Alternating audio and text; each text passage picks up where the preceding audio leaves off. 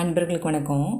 இன்றைய தினம் பங்குனியில் வர வளர்பிறை பிரதோஷன்றதுனால சிவபெருமானை வணங்கினா நம்ம ஜாதகத்தில் உள்ள செவ்வாய் கிரகத்தால் ஏற்படும் தோஷங்கள் பாதிப்புகள் நீங்கும், நமக்கு நன்மைகள் உண்டாகும். அதை பற்றி தான் இந்த பதிவில் பார்க்க போகிறோம். இது வரைக்கும் நம்ம சேனல் நீங்கள் சப்ஸ்கிரைப் பண்ணலைன்னா மறக்காமல் சப்ஸ்கிரைப் பண்ணுங்கள்.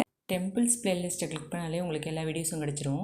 பங்குனி மாதத்தில் வரும் அனைத்து திதிகளுமே இறை வழிபாடுக்கு மிகவும் உகந்தது, பூஜை செய்வதற்கு ஏற்றதாக இருப்பதனால பல கோயில்கள்லேயும் விழாக்களும் வைபவங்களும் இந்த மாதம் முழுவதும் நடைபெறும். பங்குனி மாதத்தில் வர வளர்பிறை பிரதோஷம் மிகவும் சிறப்பான தினம்.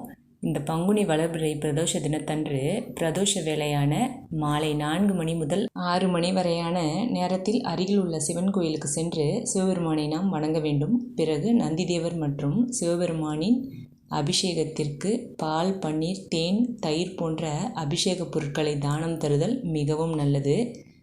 பிரதோஷ வேளை பூஜையின் போது நந்திதேவர், சிவபெருமான் மற்றும் பார்வதி தேவியை வணங்க வேண்டும்.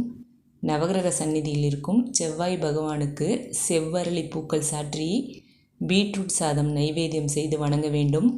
வழிபாடு முடிந்தவுடன் பக்தர்களுக்கு இனிப்பு, பொங்கல், சுண்டல் நம்மால் என்ன முடியுமோ அதை அன்னதானமாக வழங்கலாம். தோஷங்கள் நீங்கும். இன்றைக்கி பங்குனியில் வர வளர்பிறை பிரதோஷன்றதுனால இன்றைக்கி பிரதோஷ பூஜையில் நம்ம கலந்துக்கிட்டோன்னா நமக்கு இருக்க சகல தோஷங்களும் நீங்கும். உங்கள் ஜாதகத்தில் இருக்கிற செவ்வாய் கிரகத்தால் ஏற்படும் தோஷ பாதிப்புகள் நீங்கி நமக்கு நன்மைகள் உண்டாகும்.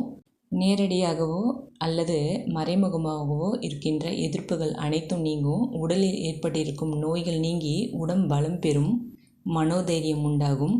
திருமணம் ஆகாதவர்களுக்கு உடனே திருமண பேச்சுக்கள் தொடங்கப்படும். இன்றைக்கி ரொம்ப விசேஷமான பிரதோஷம். கண்டிப்பாக இன்றைக்கி பிரதோஷ பூஜையில் கலந்துக்கோங்க. அருகில் இருக்கும் சிவன் கோயிலுக்கு போங்க, சுவாமியை வழிபடுங்க.